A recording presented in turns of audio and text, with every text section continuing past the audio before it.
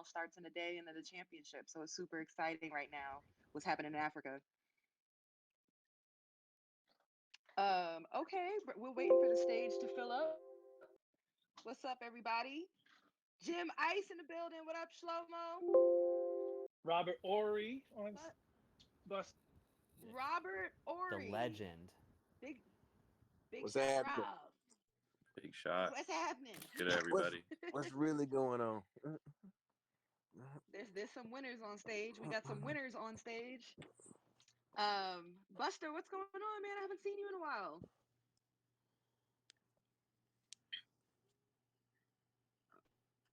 Buster, I hear you over here. Yo, what's going on, everybody?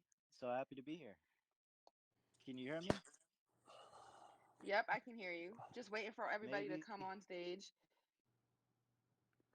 Jason, you are a moderator, so just letting you know that.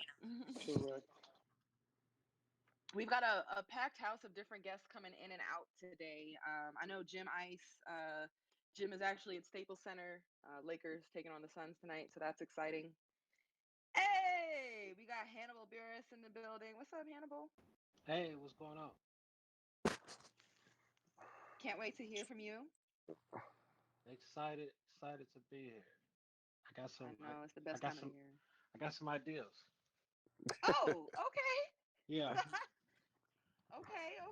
We definitely need to hear those. You got some improvements to make on the league and whatnot?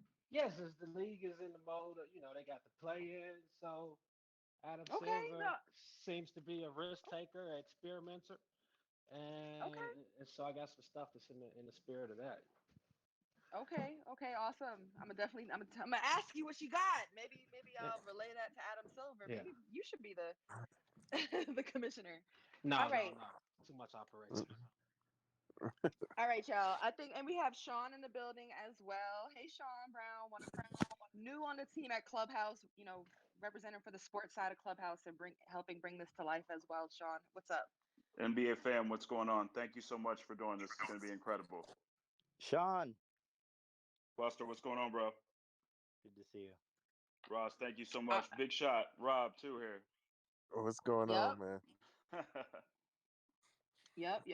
I want to just get this thing started, let everybody know why we're here, and dive into it because we got some great guests on stage currently and many more joining us throughout the convo. So I think it's time for an NBA courtside playoffs conversation. That's game. Some of you guys may remember we used to do these weekly. So that's right. The NBA on Clubhouse is back. And we're just in time for some nail-biting, crowd-chanting, series-clinching, big shot-making, clutch time, winning time.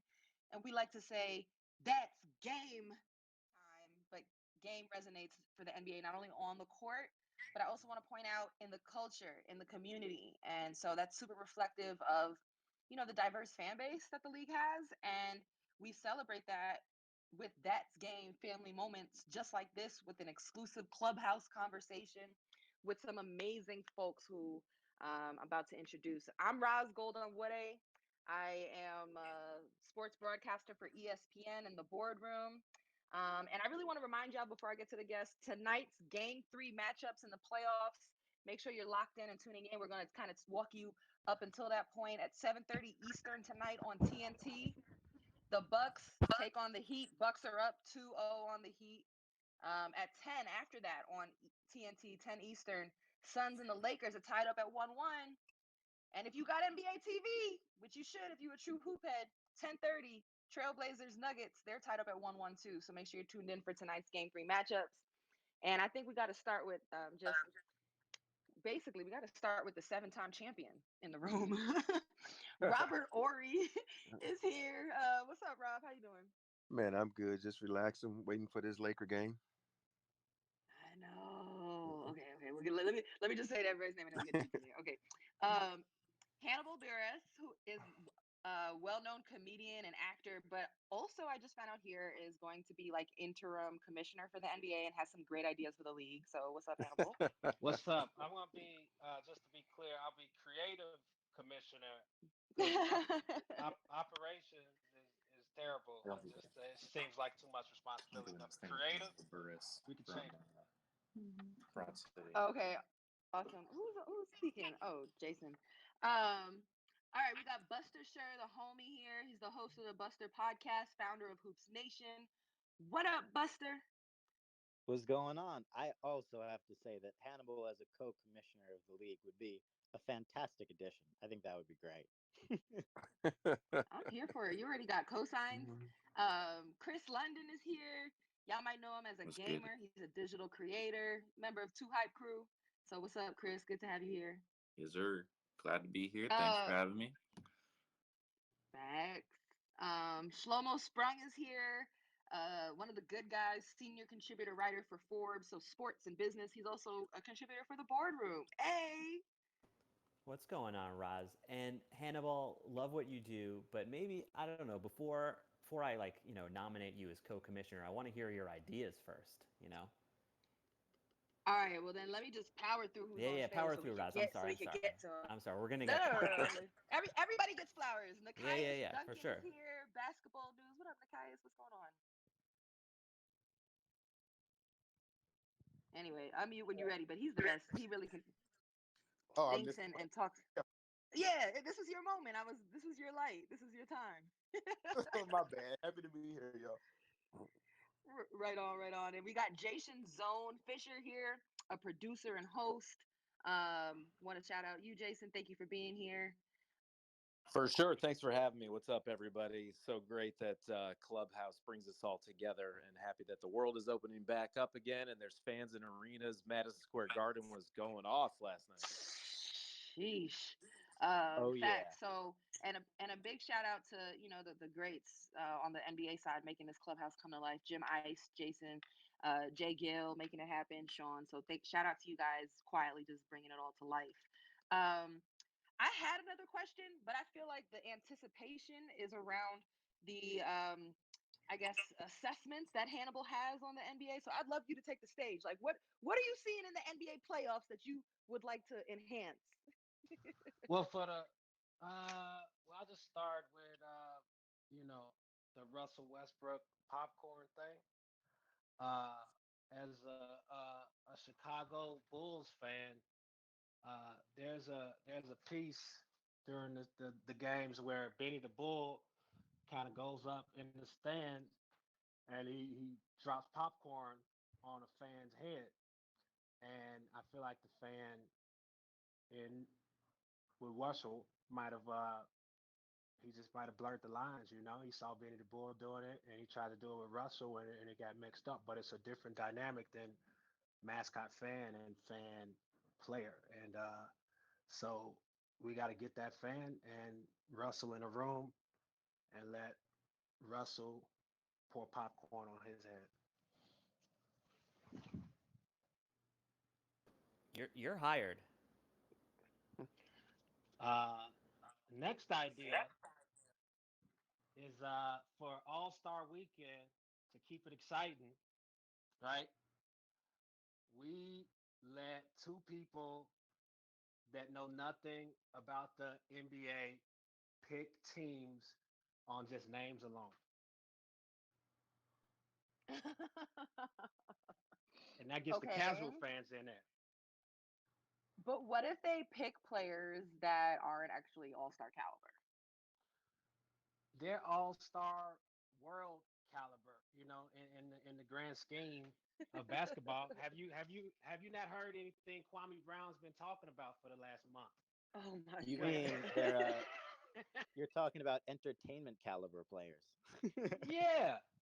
Just they just pick some players, and it's just maybe they end up picking a star on accident. Maybe they're like, who's this LeBron guy about? And they find out LeBron is just, oh wow, I picked Steph. Oh no, I got Boban. We got Boban. And we just get it going like that. Next level stuff. So sort of like a street ball game where you don't know how good anybody is until they step on the court. Exactly. Like it's mystery. It's suspense. It's a surprise. It's Okay. Now I want this to be a playoff focused conversation. So commissioner, creative commissioner, I'm gonna ask how you feel about the play-in, and then I want to to open it in for others. Was the play-in worth it for y'all? think so. I think we got to open it up to all 16 each, like both. Just open it all the way up. To Just all the teams, everybody. then it's not playoffs anymore, Hannibal. Then it's just the regular season.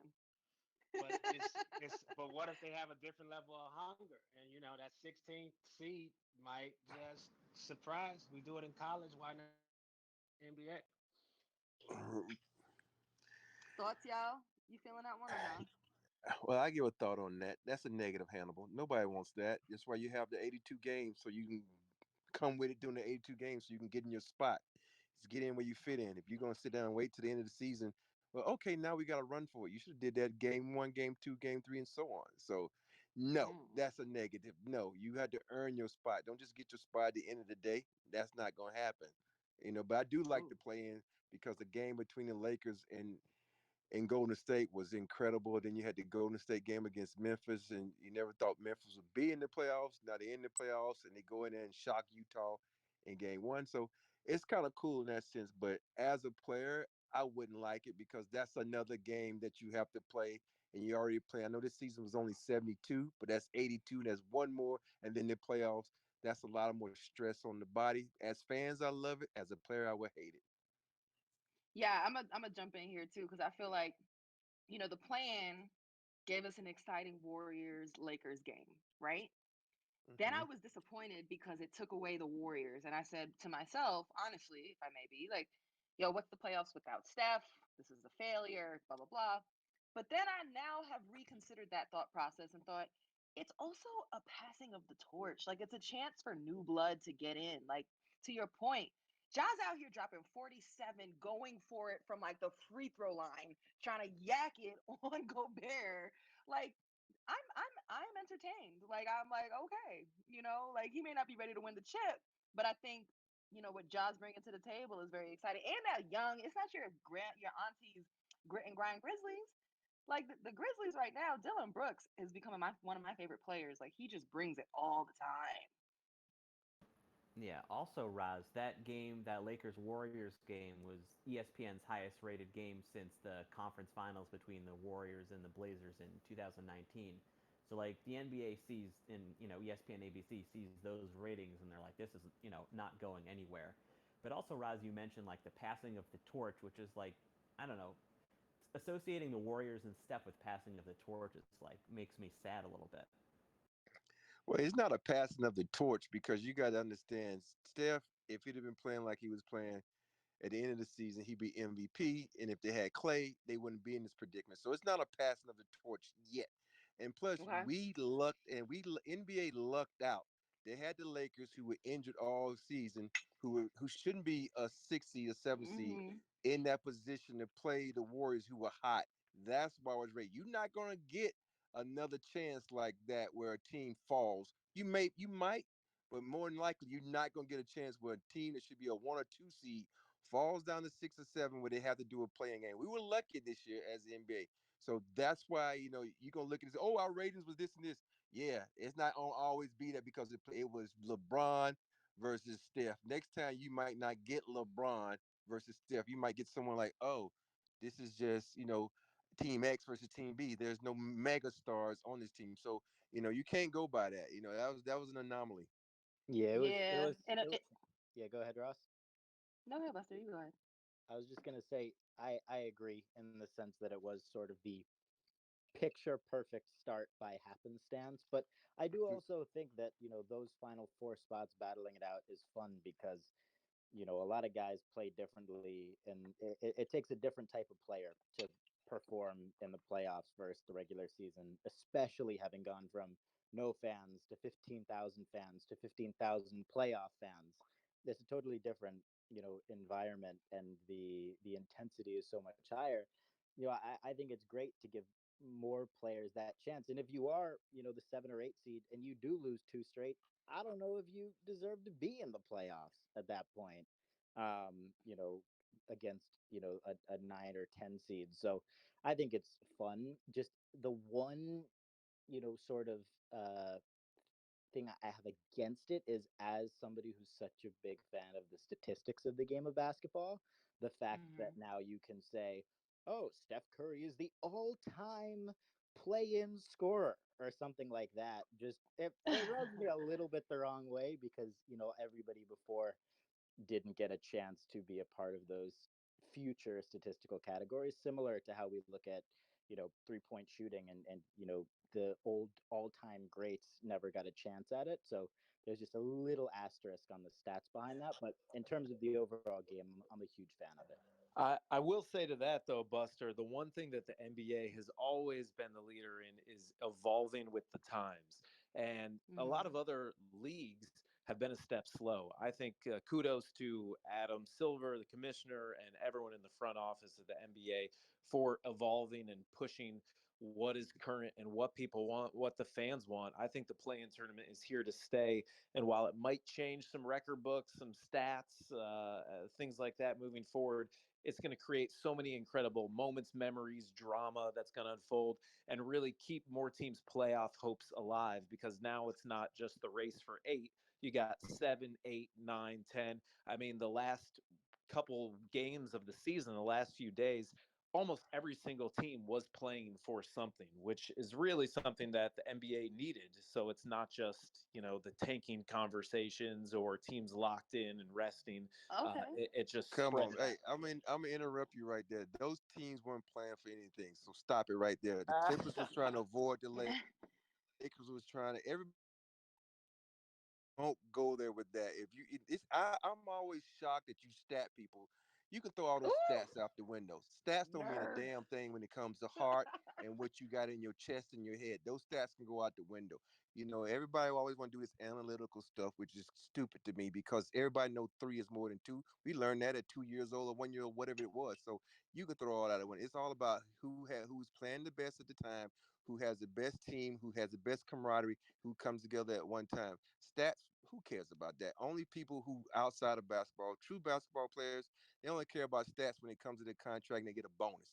So nobody cares about it. It's about the dub and who's gonna get the win, and from there on. So this playing game, it's not gonna be here to stay. You wanna know why it's not gonna be here to stay?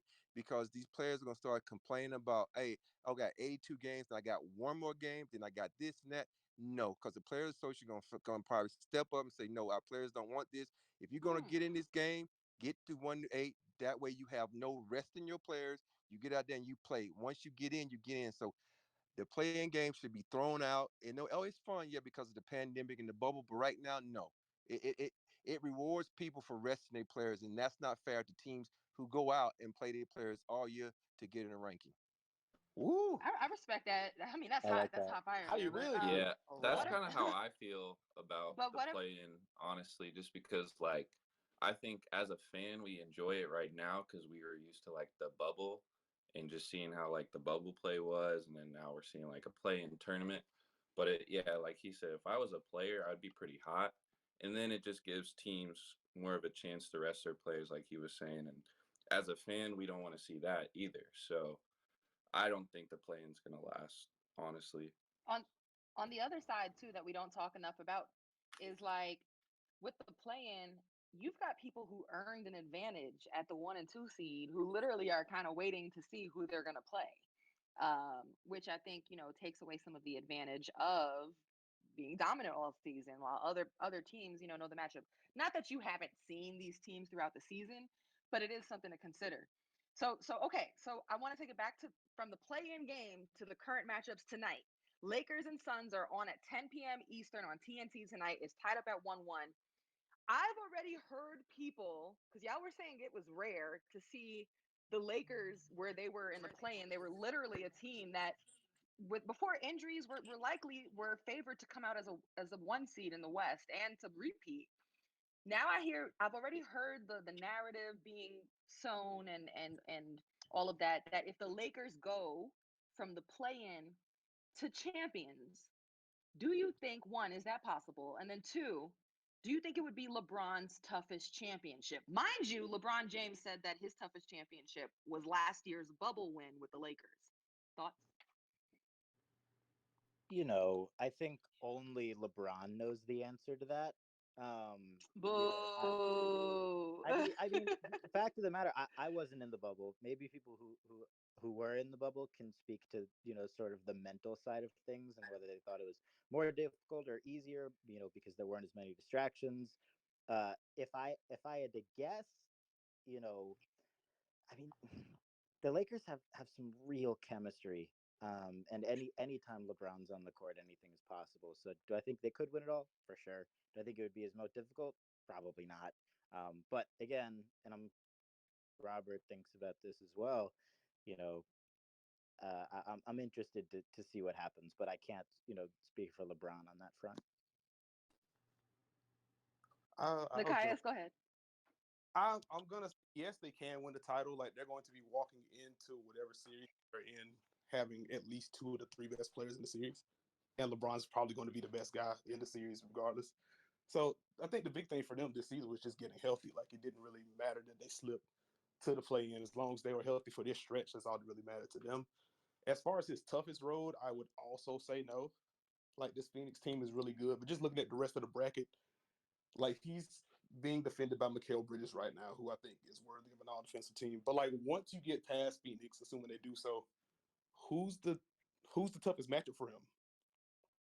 Like is it like who does he like who's What if defending? what if it is the Clippers in the Western Conference Finals? I know that's a big what if right now, but If it is the Clippers, then yeah, that definitely raises the difficulty just because you have Kawhi, you have PG, you have all Not going to be the Clippers. but I mean, And not the Lakers. But like take it this way. If the Lakers do advance to the second round, they play the winner of the Denver Portland series, and if Denver advances in that series, they're playing without Jamal Murray. And so can you really say the Lakers have the toughest road if they're, if they have to get by a team who's missing, their second best player. So, to wonder now if it's their toughest road, without knowing who they're playing the rest of the way is kind of tough to say. First of all, Well, we're skipping I would. steps. Do y'all I'm all have the Suns Lakers in winning this 7. series? You got the Suns winning. Does anybody got the Suns winning besides Hannibal? No. Nah. Let me step in on this toughest series. First of all, for me, winning a championship as a six seed and never having home court advantage and playing the teams we played, Utah, Phoenix, San Antonio, all people who talk your won 50 talk. plus games. So it's not the toughest road. And when you go to the bubble, he might have been tough in the bubble, but everybody had the same conditions. So I don't consider that being tough. It was hard because you didn't have your family, you didn't have your bed, you didn't have your amenities that you're used to. So I'm gonna give him that one. But this road, no, it's not the toughest because it's not the toughest for one because you shouldn't have been a 6 or 7 seed because of injuries, protocols and whatnot. So it's gonna be tough in the sense that it's the NBA playoffs, but it's not gonna be your toughest. I know he's telling himself that to hype himself up or get him mentally prepared, but for me, being a former player and knowing what I had to go through to win all my championships, winning 7 championships and only one time when we had to come on the road every game, that was hard. And for LeBron to go and say, okay, coming back from 3-1 against Golden State, that was hard. If he wins a championship this year, I won't say it's his toughest. I will not say that because look at the bracket you in. Just like you said, if Denver advances and no Jamal Murray, and then then you go up to whoever wins the other side of the conference, it's not a tough. It's typical basketball, but every championship is tough. And I know what he's trying to say, but to me personally, that's not the toughest of all time. The toughest is what we had to do in the Houston Rockets as a six seed and had to go on the road and kick butt. And then in the second year, we had to be down 3-1. And in the third game against San Antonio, we're going against the MVP. And then in the finals, we swept America's team, who was the Orlando Magic, who had Penny and Shaq and that crew. So, no, it's not the toughest. And I know people are probably going to disagree with me, but hey, as a player, you got to go with your crew. That's Robert Hey, Horry, y'all. 7-time hey, NBA champion, two-time with the Rockets, 3 times with the Lakers, 2 times with the Spurs. Robert, if they run it back, for a back-to-back championship, like how do you discuss this kind of core Lakers crew here right now? You got a mini dynasty with LeBron and AD because they keep changing pieces. You think about it, this is a different team. This is not the same team that won it last year. There's no Dwight Howard, no JaVale McGee, no Danny Green. That was their crew. They brought in all No new players. Rondo. Yeah, and no Rondo. Like you said, it's a whole new crew. So it'll be amazing that they do win a championship. And I know that we just talked about the difficulty. That's fun because you're doing it with a new team. This is a whole new team. And so it's amazing that a team wins a championship like they did last year and dismantle themselves and then recreate themselves with a whole new team. So I think this team has the ability to win a championship, but I feel sorry for the Phoenix Sun because Chris Paul is not 100%, and that's what every Mm. NBA fan wants to see. You want to see every team at 100, and with Chris Paul being out, who's could have been an MVP candidate, but he's not in the game, so it's gonna be so that also knocks down his difficulty. He's lucky Chris Paul is not 100%. If you go to the next round, and if it's Denver, there's no Jamal Murray. So that Hmm. his degree of I difficulty mean, is falling little by little. the injuries have been throughout the entire NBA. Like it's hard to say that one route is less hard than the other just because like they're all over. I don't think anything is Hmm. exactly as it would be if everyone was healthy. Just to talk Sunside, I would like to give a flower. We talking about giving flowers out on the Sunside. Yo, DeAndre Ayton is hooping, y'all. Is he finally breaking through? Like, you know what I'm saying? He's averaging 21 points, 13 rebounds, 85% shooting. Like, this is a former number one pick that we've been hard on, I feel like, as a community. Is he breaking through? You know what I'm saying? I feel like we've been hard on him. Like, is it time or We no? I don't we think. we're hard on number ones. Period. Anybody who's the number one pick who doesn't do what LeBron did, we hard on him, man.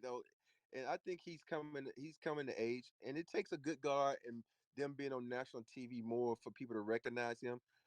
That's just how it is. You think about it. Phoenix Suns wasn't on TV that much, so they don't know. All they know is Chris Paul. They know Hmm. Booker, Devin but this Booker. guy, Hmm. yeah, and he's been playing good all season. He hasn't been consistent like we want him to, but he's another reason why they Consistent. are number two seed in the West because his consistent play of blocking shots, clogging up the middle, and just doing what he's good at. And a lot of people want him to do things like step out and shoot a three like he's Embiid. That's not his game. He sticks to what he's good at. Jason, I saw And you was trying to get in there. Go Uh, ahead. it's fun to see that draft class shining in the postseason now. Look at Trey Young, Luca, of course, Yup. and DeAndre Ayton. I mean, we could go on and on, but that draft class is stepping up and shining in postseason basketball, and that's going to be the future of the NBA. It's happening right now. And I want to give a shout out too to piggyback that Nakaya said his name real quick. He said Mikal Bridges. Yo, quietly, if you're really like someone who's like a hoop head, really watching a game like that, to me, I actually had to do like a little non-awards award show, and I said he was my top top X factor in the NBA. Like he has really developed into something important. Two-way, the way he defends, best. We knew he could defend. We knew he had energy. He's a consistent shooter. He's a producer on both ends, and he's out there trying to lock up on LeBron. Like Robert, so you're sighing at me. You didn't like that one? Me? No, no, I didn't I thought side. you was. No, no, no, I no. like I I think like Mikal Bridges. I said the same thing. I think he's an excellent player. He has a 7 foot wingspan, and he's playing really well. Thank God this is the best coming out party for him to go up against LeBron James, the all time leader in playoff games, and the best player in the world. So hey, he better come with it because his boy's gonna talk about him. So you go, oh man, you let that old man kill you. But even though the old man's LeBron James, he still want to come out and play his best, and he's doing that. He's giving LeBron numbers too, but we're not going to talk about that though, because he's not hitting the 20-point mark, but he's giving LeBron numbers.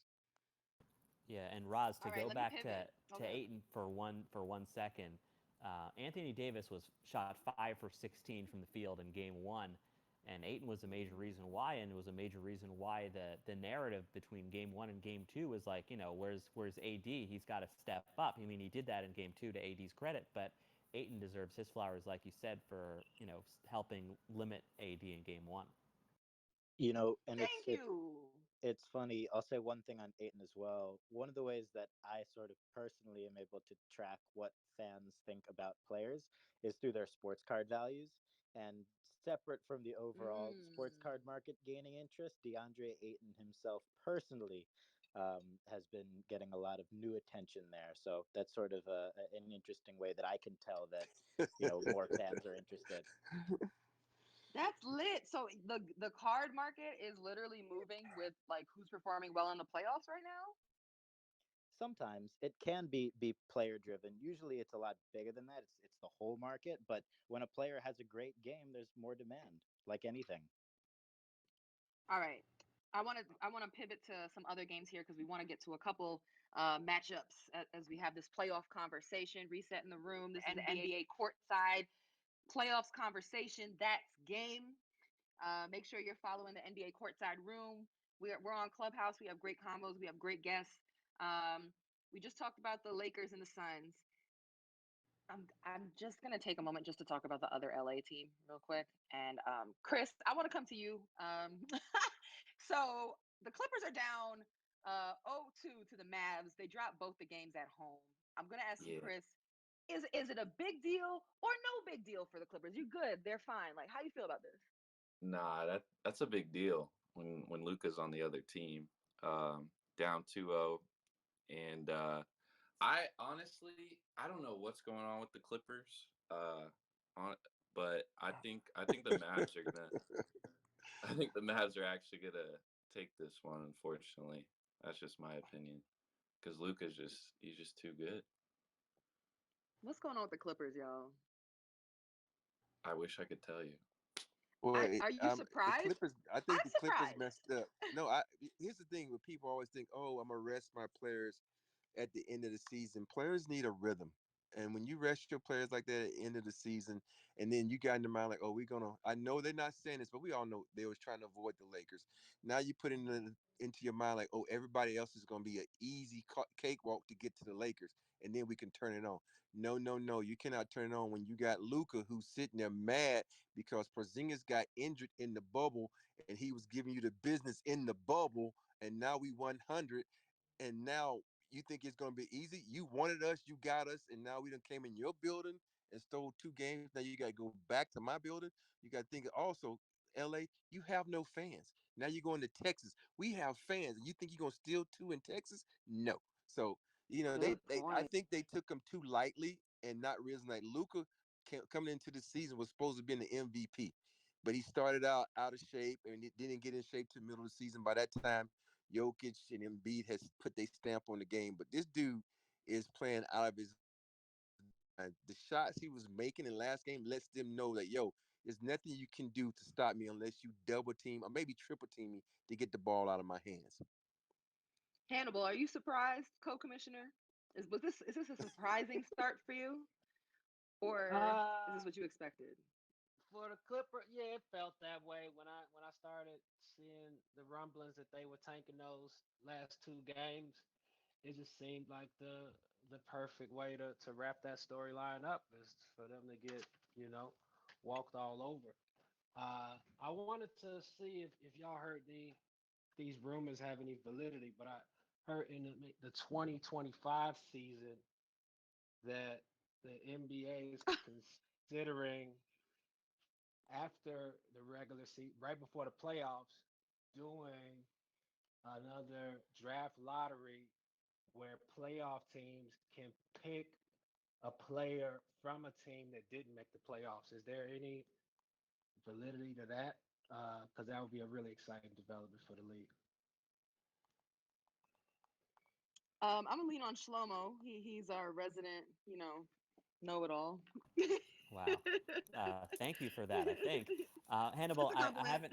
haven't heard that yet, but I'll see what I can do for you in the league circles. But they're like the Athletic. I think last week had an article where the writers on the staff actually did that draft. So that would be something to interesting for you to look at, Hannibal, because Yeah, it's an interesting concept. It'll never happen, but until you're a co-commissioner, of course. But it's an right. interesting concept. Yeah, because you imagine like what if with the Clippers, the Clippers would they be different if they were able to get Zach Levine? You know what I mean? Like, it might be a good energy boost. He's somebody you get. Who else they make the playoffs? I don't know. Somebody from I Orlando. mean, Steph Curry. Yeah, Okay. Curry, Um, I think Hannibal. What is it that you do Anthony like Edwards. about the playoffs? Oh yeah, Anthony Edwards. That'd be lit. I've been Um, enjoying these games. good. Yeah, me too. It's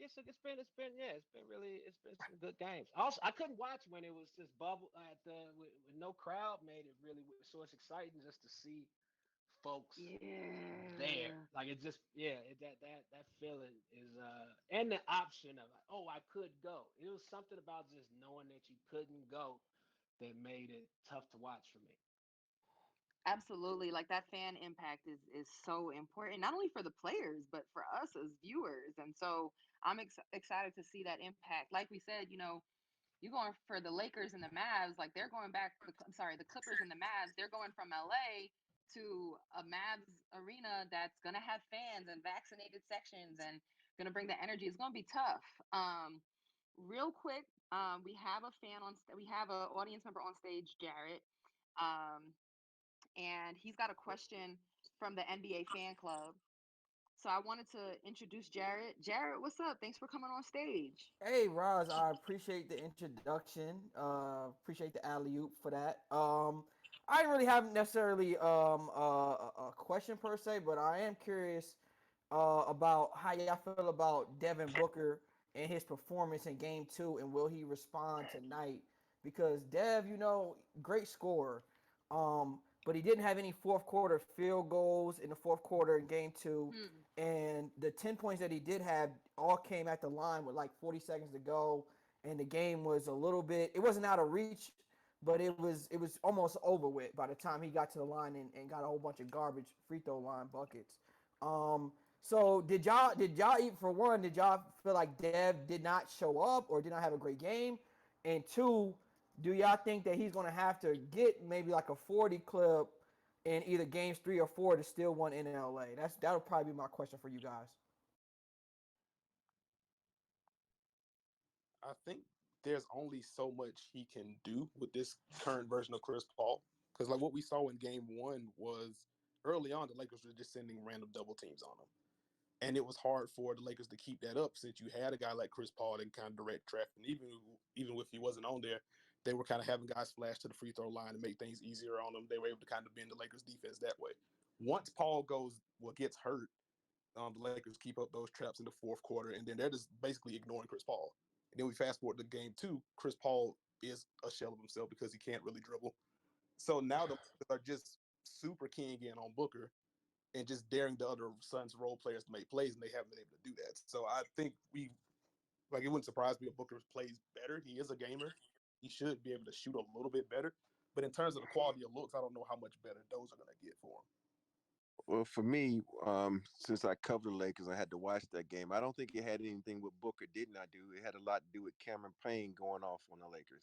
When you got a Hmm. player that's going to work, you can't just sit back and say, "Oh, you can't go to work. Let me get my buckets because I'm the star."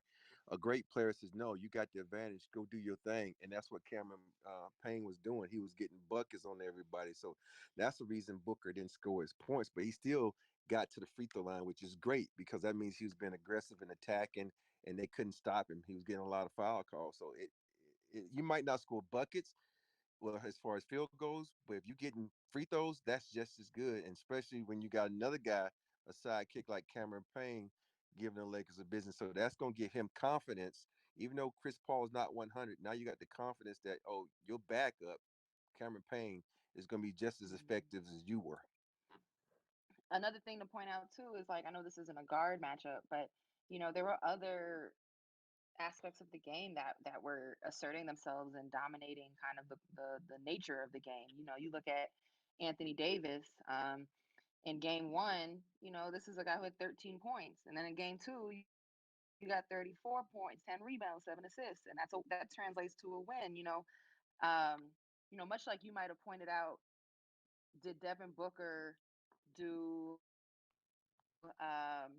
do enough? Like, I kind of sometimes wonder, is AD like? Sometimes it feels like the Lakers go as he go. Robert, can you? I mean, I know you are around the Lakers. Can I you agree. speak to, like, what does that? Yeah, go ahead. You Who know, said that? Who That said was I me agree? down here, Jared. That was me. I Yeah, said I yeah. agree. Go ahead, Jared. Yeah. yeah, the thing All right, about Robert. AD will come out and have a bad game, and then the next game he gets in his mind that he has to be more aggressive. And you think AD shot 21 free throws in that game. He was going to the basket, and we call it north-south, meaning going towards the basket. Before, he would go west away from the basket, so he wasn't getting foul calls. The same thing with Devin Booker. When he's attacking, going towards the basket, he goes to the free throw line. And for AD, he can put his stamp on his game because we think all these guys, but they got Aiden on him, but Aiden, he's a good defender, and he finally knows that Aiden is their only big. He's their only true big.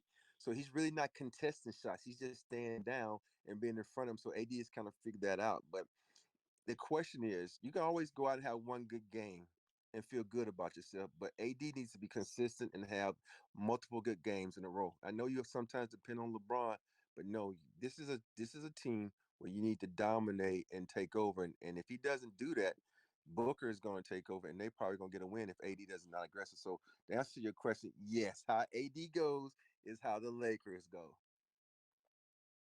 All right, and Jared. Jared's off the stage. I was going to ask him if he had the Lakers or the Suns winning it, but we have a pretty deep Lakers panel here. Except Hannibal said he got the Suns. As we close out that combo and also close out the Clippers combo. Hannibal got a show in Phoenix. That's why he said that. No, man. I just think you see, y'all asleep. Let's come back after the series done. Suns in 5. Oh no. Okay, but Hannibal. Who you got coming out the West then? Who you got coming out the West? Let's see. So there'll be Suns next round. See Suns, then Maverick, and then Suns. You definitely got a show in Phoenix coming up, or Scottsdale 1. Yeah, got a whole residency. Okay, yeah, right. Real quick, closing out the Clippers conversation. Do you guys think that the Clippers, they're down 0-2 to the Mavs and they head to what's going to be a wild Dallas crowd? Could you see them getting swept or not? Am I doing too much? They got to don't win think game so. 3. They got to win game 3 though, or they could. Yeah, they could, because Luka went ISO against Kawhi and faded away, and that means he's extremely confident. So that means he can cook everybody else. Or they got a double, he can kick it. So it's gonna be fans. And then Kawhi leaves, he goes back to the Raptors. Now it's a redemption story. Could you imagine? Canadian guy done comes back home, prodigal son. Kawhi returned to Toronto. And, why Kawhi can't return to the Spurs where it all started? Oh, true that. Or Spurs, he should just come to the Knicks. Spurs are projected to have the second most cap space this offseason behind the Knicks. Mm-hmm. You So, can bury the hatchet over some reconcile. wine. Yeah. Exactly. Yeah, have some wine with Pop. And then that's Texas, okay, no state tax. That's even Yeah. more money. True that. Yeah. Even more money. That's true. But the thing, So- Roz, with the Yep. Clippers is they get rid of Doc Rivers. They have him as the scapegoat after the bubble. They get Ty Lue. Ty Lue didn't really coach his best game, let's say, in game 2. And now, if the Clippers do end up getting eliminated by Dallas, where do the Clippers really go? Out of LA. No, They go LA's down. They go amazing. down to Inglewood in their new building. Get out of the They're Staples building a Center. new arena. Yeah, I think that's good, Mojo. I was wondering if something like a sweep happens or if they lose like this again and are disappointing. I was thinking like, does this hurt Kawhi's legacy? Or I mean, and I guess not. I really believe in Kawhi. I remember watching him carry the Raptors. Not carry, that's not true. They had a really good team, but I saw him affect winning down the stretch, multiple games on the way to the chip. I And so thought you was what talking about maybe when he got to Golden State and Clay was out and KD Ooh, was out and he kind of carried them through an injury-prone Warriors. Okay, I got you. how about when he sent Joel Embiid home crying off the court with a 4-bounce buzzer-beating But game-winning yeah, 7 victory? that's the East. That's a typical Eastern basketball team. So it is. The West is the most dominant side of the game. So it's a little bit different now when you come So, from okay, well back then, to I the mean, West. do you think that the leader of a championship caliber team, whether it's East or West, has to be a loud guy, or your best player has to be your team's leader? Like, Uh, I'll jump in here on this. Doesn't have to be your best player, but every team needs a leader. Kawhi had Kyle Lowry, to who that was his team, even though Kawhi was the MVP and the leader. And in my opinion, that's what the Clippers are missing. Like, yeah, they got Rondo to try to fill that role, but I he's new to the team. He's new to these guys. He's a great coach, but who's the Clippers' leader? Kawhi is by example, but they need when the going gets tough. Who's going to step up for them? That's what they're lacking, in my opinion. They Chris, I heard definitely need a voice. Chris, I heard you a Clippers fan.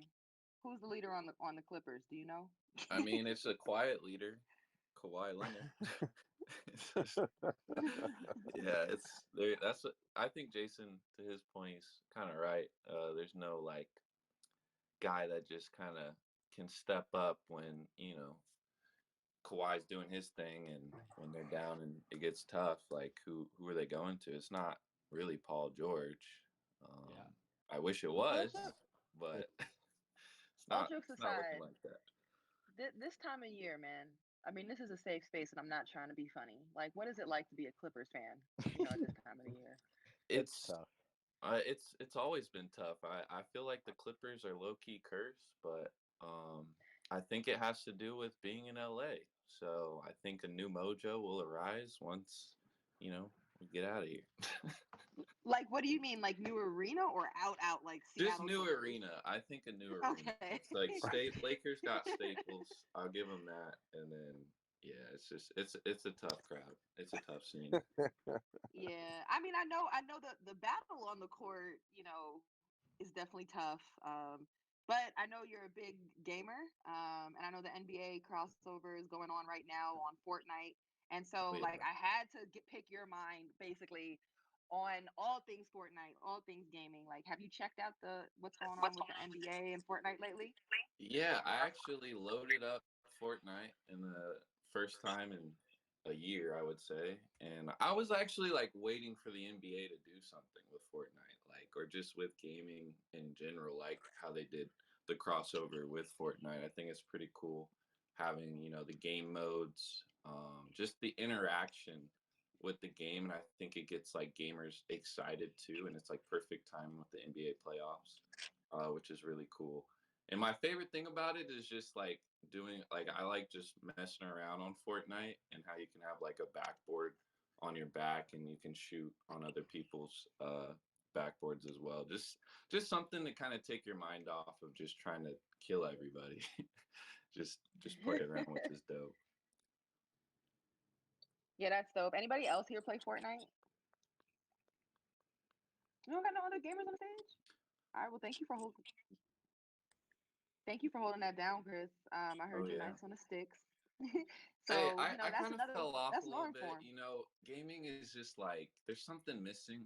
I don't know what it is, but with Fortnite, like I said, I haven't played it in a while, and I just needed something to kind of draw me in. And I was like, oh, these skins are dope. Like I saw that they added like a basketball skin a while ago, but there was no real like theme to it. And I'm glad the NBA worked something out to like have like jerseys, like official jerseys and everything, which is Right. really dope.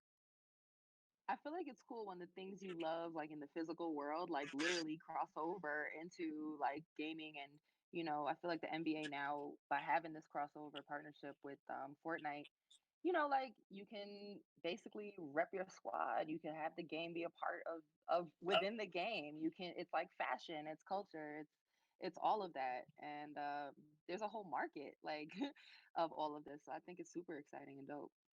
Yeah, and I saw that Trae Young and Donovan Mitchell had like their personal like selected skins and stuff that you can cop, which is cool. Yeah. Well, okay, bringing it back to NBA playoffs here. We've been all over the West, but let's talk about the East real quick. Tonight, actually, the first game of Game 3 action tonight, starting off at 7:30 p.m. tonight Eastern on TNT. The Bucks are up 2-0 on the Heat. Chris, I'm gonna stay with you, Bucks Get and the the Heat. brooms. Like, who you got? You said get the brooms. Get the brooms. It ain't the Damn, y'all bubble think you think anymore. they're gonna sweep? It ain't the bubble anymore. Miami was a bubble team. I'm sorry, but it is what it Wow. is. I The feel Bucks you. are different this year. They got Drew Holiday. They got some sleepers around the perimeter that can shoot lights out.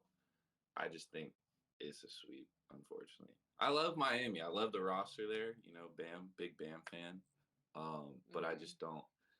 I don't know. I think like the Bucks may have found the pieces that they need to go all the way to the finals this year. So Okay. yeah, that's my opinion. Have we been sleeping on the Bucks, yo? Like I feel like we didn't speak about them throughout the regular season, and now I think I've so. been felt like we've been sleeping on the Bucks, which is crazy.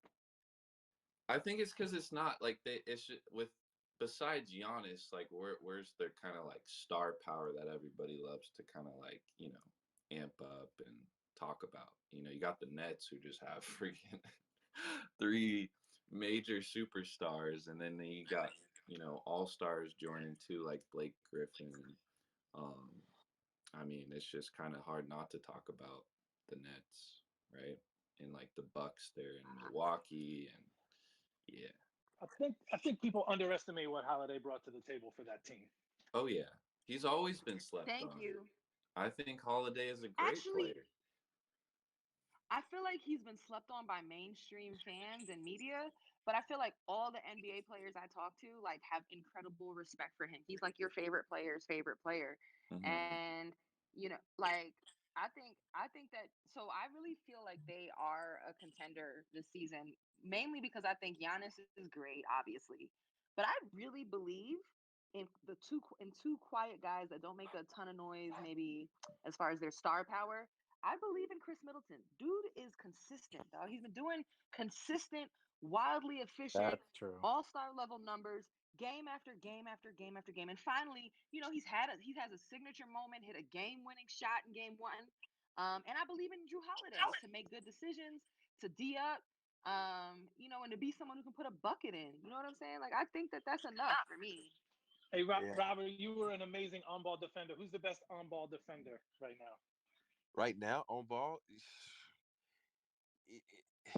it's really tough to say because when we played, we could hand check, we could do all that kind of stuff. Now, guys, and they set a lot of pick and roll, so it's not really on ball defender because they switch everything.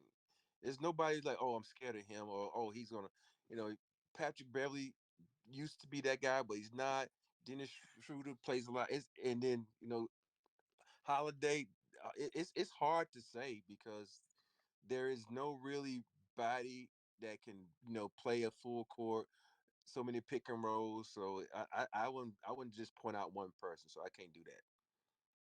All right, Rob, I got one for you too then, because Chris Okay. Middleton just hit a big game-winning shot in game one. Obviously, big shot, Rob. You had a knack for that. And it's also in line with what we've been talking about here. You called it "that's game" when you knock down that shot and step up big that way. What's your favorite clutch playoff memory? You have a bunch. Uh, my personal ones, Yes. you Yes. know, I everybody knows me from the shot that I made against the Lakers. The anniversary was yesterday of that shot, and for me, I have to say when I was with the Spurs in Detroit, and the way I took over the second half, and the number of I think I had 21 points in the second half, had 0 points at halftime, and I say that because people don't understand this. A lot of guys in the league get plays ran for them when they're hot. Pop didn't run one play for me in that moment when I was hot. All those shots I just took because I was feeling good and I just pulled it. And so for me, when you're able to just get buckets without plays ran for you, that is something special. So that is my playoff moment. That that game five, the series of shots I made, the threes, of course, Rasheed leaving me open to knock down that tray and to get that dunk on Rip Hamilton. That was my Mm, playoff list. But if you go just by like what I'm famous for, it's a shot mm. against Sacramento. And it's funny how people look at that shot like that's the only shot I ever made in my career. I'm like, man, I killed the Pistons in game five. What's up with that? But but I just love playing basketball, and I love talking about basketball, and I love having interactions with the analytical side of the people, the true basketball aficionados, and the true fans. So I'm really enjoying this clubhouse conversation. So it's been wonderful to talk to all y'all. So I'm having a good time. Oh, Hey, we'd be happy to listen to you. Rob, I got a quick question for Rob too. The Basketball Hall of Fame induction ceremony was recently, and I'm just curious what your thoughts were and your reaction when you heard Coach Rudy Tomjanovich speaking and ending his speech really with a plea that you, Robert Horry, deserve to be in the Hall of Fame. 7 rings speaks for themselves. All the big shots that you hit. Were you expecting something like that when you're watching that and you hear what he said in his speech about you? Just what was your reaction? First of all, I was like, he right about that. But no, I was watching it. It's funny that I'm watching. I'm like, well, damn, T, you done missed everybody in your speech but me. I'm like, what's up with this, man? So, and then for him to take his time to push for me, actually brought a tear to my eye because, I only played for the Rockets and Coach T for 4 years, and for him to still want to, rep me for the Hall of Fame and to acknowledge all the great things I did in my career, I feel super honored, super blessed, and T is such a great guy. And people always ask me who's my favorite coach of all time. I played for Pop, played for Phil. It was T, because you love as a player, you love it when a coach comes to you and asks your opinion, and that's what T would do. He would ask players' opinion, what you're comfortable with, what you want to do, and all this kind of situation. All other coaches just, what, get out here and do this, this, and this, and as a player, that might not fit who you are. That might not be what you comfortable. That's not might not be what you want to do, and that what separated T from those other two. Not saying that the other two weren't great. They're great coaches, but T separated himself by being my favorite by asking me what I was comfortable with on the court. So, but yeah, I was very shocked that he said that, and I'm honored that he did take a moment in his moment of fame and getting into the Hall of Fame to push for me. That's beautiful, man, and I fully feel that and support it. I'm here for all the energy of that. Um, I want to take it to arenas. I'll probably ask you what's your favorite fan base and best arena to play in, but I got to start with the arena that was the most lit. I feel like of playoffs so far. It's still young, it's still early, but y'all, Madison Square Garden yesterday was electric. Knicks get their first playoff win in 8 years, and fans took over 7th Ave. It was like a parade out there. First of all, do you think Knicks fans were doing too much after one playoff win, or should they have their moment? No, they weren't doing too much at all. I think it's like the last time. So I'm 20 now, right? The last time the Knicks won a playoff game was when they were down 3-0 against LeBron's Miami, and they won one game to make the series 3-1, and then lost the series in 5. And I was 12, you know. So Ah, to see that, and then the reaction, you know, everything else aside, I mean, 100% deserved. I'm surprised there wasn't a parade in New York today because it's not about the Hawks, and it's definitely not about, their best players.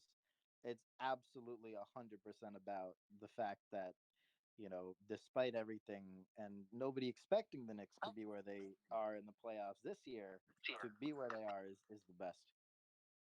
Yeah, Roz, as someone who lives in the borough of Manhattan where the Knicks play, just to feel the energy of the city is a little bit different, and you could feel like that this is like something that's so meaningful to so many people here because they haven't been good in so long. I was walking down my street this morning and I walked past a few NYPD police officers, and a couple of them were actually wearing their Knicks hats on the job. So you can tell like that this is so meaningful to so many people here. And so if you want to go celebrate because the Knicks haven't been good in so long, I think that they should let it out, let loose. Maybe not in the way that of Trey Young, but that's a whole other story. But in a good and tasteful way. Man, the pandemic has kept people in the house, quarantined for so long. And if you're able to get to a Knicks game, the mecca of basketball, been in the garden, you better celebrate because it's been a long time since the Knicks have been in the playoffs. I know all the Knicks fans or great fans, they have to celebrate because it is a celebration because you haven't been there in so long and you're out to actually be at a game. It's a wonderful thing. Yeah, people are wilding out, but they definitely bringing the energy there. Real quick, I want quick hitters now. So we got Robert Ory here. What's the most crazy arena to play in as an opposing team when it's late? I mean, is it the Garden for you? What is it? For me, it was the old Sacramento Kings, the Arco Arena, because it was Arco. small. The acoustics in there were great for for them, and they used to give us hell because they hated us. They wanted to beat us. They wanted to be like us. Shaq called them the Queens. Phil called them the Cowbell Town. But the acoustics in there were crazy. It was so loud and so rowdy, and you love playing in arenas like that. And all these other arenas, these new arenas are so big that they don't get loud and they don't get rowdy like that. And these guys that are in NBA now, they want to get a chance to experience that. They'll go to arenas. Oh, it was loud. Nah, it ain't loud like Arco was, and all these other small venues like, even like the Palace where the Pistons play. Those type of arenas is about real basketball. Now is the arenas are so big and it has so many fans, but they're so spread out that noise don't really affect you like it used to. So I used to hate playing in Arco. Some of these new arenas got beer gardens, suites with butlers in it. It's like you don't even got to come out and watch the game. But okay. All right, so Arco Arena gets a vote. MSG was cracking last night. Quick vote. Y'all see who you got coming out of the Knicks Hawks series? Who y'all got? Buster, Shlomo, Jason? I mean, I literally couldn't be more biased to answer this question, but obviously, I think the amount of Knicks fans at Game 3 in Atlanta, I can't wait to see. I'll leave it at that, but obviously, I think the Knicks are going to win. Hey, I'm a huge Julius Randle fan, but I just think that they don't have enough to stop Trae Young and that crew. They're playing so good. You got Lou Will there, bringing up that inspiration off the bench. So I hate to say this, but I think the Hawks will take this in 7. Well, to counter that a little bit, Robert, that Julius Randle has been so bad the first 2 games of the series, and the Knicks still managed to split. That if Randle manages to find his form, that is going to make him, the most improved player of the league this year, and probably an All NBA guy. I think the Knicks, if Julius Randle can find himself again, I think the Knicks will take the series. Also, Robert, Game 7 at the Garden, though? Yeah. Yo, I'm trying to be there. If there's a Game 7, I was literally just talking with Drake. I hope it's a Game 7. I'm trying to be there. Even if I'm not even in there, I would like to be part of the action in the streets, like just to be part of the energy in New York City. If the Knicks win in 7, I'll walk there right alongside you, Roz. Knicks in 7. Knicks in 7. All right, Jason. All right. So last little subject here. We're gonna keep it quite quick. Just predictions because this is the last of tonight's action at 10:30 p.m. on NBA TV. Trailblazers Nuggets. They're tied up 1-1. Who y'all got winning tonight and winning the series between the Nuggets and the Trailblazers? It's Dame time. They back in Portland. It's Dame time. It's they got the I got Portland winning this series. I just think the guard play is too dynamic for Portland. So it's Dame time.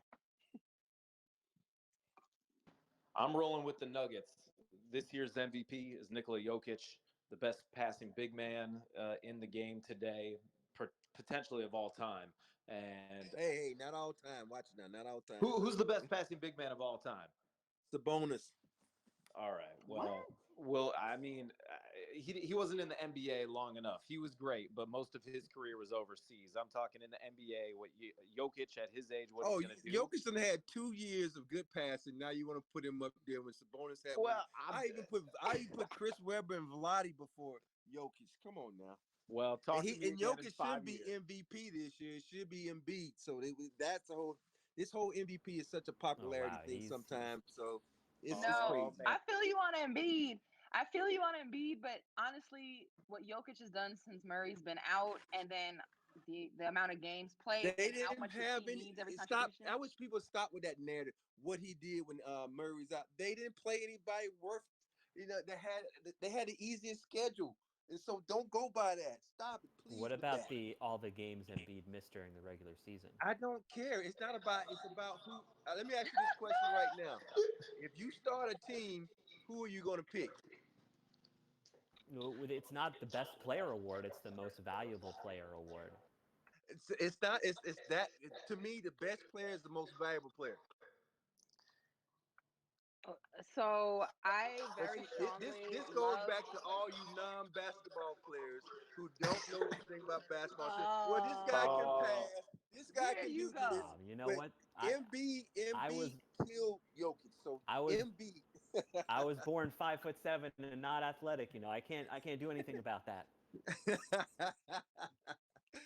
I'm It's just funny messing on. with you guys. You like it's a great No, debate. This you is were like serious. barbershop talk. I love it. Joker. You were Joker. serious. Okay, so I feel like to kind of wrap this up, I feel like with both Jokic and Dame, they bring a lot of emotion out, and I feel like nobody's like we always are having conversations, whether it's Jokic for the MVP, like maybe we're like not fully believing in him for that, and then with Dame, it's like he's underappreciated. Like, who do you think are the most underrated stars in today's game? And would you put Dame there? Would you put Jokic there? I wouldn't put Dame there, and I wouldn't put Jokic there because all those guys have been all stars. I take guys like Devin Booker, who just got put in the All Star game because guys got hurt. I take C.J. McCollum, guys like that. But my number one overall guy is DeMar DeRozan. I think because everybody thinks Mm. about him because he doesn't shoot threes, they feel like he can't play basketball, which is BS because he still gives you 30 points without threes. And for me, it's DeMar DeRozan by far. Yeah, I agree with All right, that. The game okay. has changed so much. It's all about 3-point shooting, and that's not DeMar's game. But talk about like the mid-range game. There's no one better in the NBA at it than him. I feel like with Dame is literally one of the best leaders in the NBA. Literally top a top point guard in the NBA, top scorer. Like if the Trailblazers would just finally get over the hump, we would be talking about Dame so differently. Bro had 42 points, 10 assists, still lost. Like I kind of look at Dame, I'm like, man, I don't know if he's ever gonna get over the hump. He like we could be regarding him in a way different way, you know? I know he got his love in the bubble, and rightfully so, but I still feel like Jimmy Butler's underrated by so many people out there. I mean, he needs to play bigger in the series coming up. I Okay, think so with to wrap Jimmy, it, Jimmy doesn't take over enough. He like I've been knowing Jimmy since he was 13-year-old, and I'm like, dude, you got to take over sometime. But it's just not in his nature. He's like a LeBron type player where he loves to get everybody involved and then try to take over. But sometimes I say, yo, man, you need to go out and just let them follow your lead, get behind you and lead them. So, but anytime you got guys like Jimmy Butler and DeMar DeRozan, these guys are just phenomenal players. We can go on and on with so many different guys in this league. So hmm that's what's so great about NBA basketball. One year is this guy, next year is a couple other guys. So it's that's why it's the greatest sport on earth. one word answers to wrap it up. Who you predicting as the champion of 2021? Buster, you first. Whew.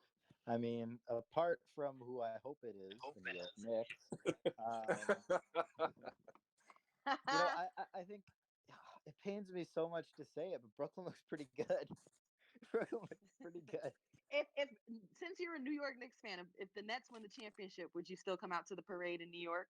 Would it be? No, I won't be at the parade. A prediction is definitely different from a parade ticket or me marking it on my calendar. But Okay. good in Brooklyn when the Nets came there, but I never became a Nets fan. All right, Robert. Who's your chip? Who's your champion? I my Laker people are gonna be mad at me, but I think the Avengers will win it. That's what Who's we call it. That's what we call the New Jersey Nets. They're the Avengers. They got all the that? superstars on. They got all the guys on their team. All right. What about you, Slomo? I was in Brooklyn in the building on Tuesday night, and they had their best performance of the season. They were moving the ball amazingly well. They're playing defense. The big three is actually finally playing together. It's crazy. They've only played 9 games together all season, and they look so cohesive right now. So I'm going to go with Brooklyn. Jason, do you have the Nets too? No, I mean I got to mix it up here just for the sake of this. So I'm taking the Lakers. I'm taking the reigning champs, and I'm taking LeBron. Is Thanos, whatever, against the Avengers? Yeah. All right. So we got you calling that game for the Lakers and everybody else calling it for the Nets. That'll do it. That'll wrap up our NBA courtside playoffs conversation. That game, y'all. I just want to remind you real quick. Tonight's game 3 matchups are coming up soon. 7:30 Eastern on TNT. Bucks playing the Heat. Heat trying to avoid going down 3-0, get on the winning board. And then at 10 p.m. Eastern, right after that on TNT, Suns and the Lakers are tied up 1-1. And then finally on 10:30 on NBA TV, Trailblazers and Nuggets, it's tied up 1-1. We'll see if it's Dame time or Jokic time or who's got winning time. I want to thank everybody on stage. Buster, you're the man. Shlomo, love you. Jason, great to have you on. And then honestly, it's been a real honor to just listen to stories from you. We got Robert Horry here, 7-time champ. So thank you so much, guys.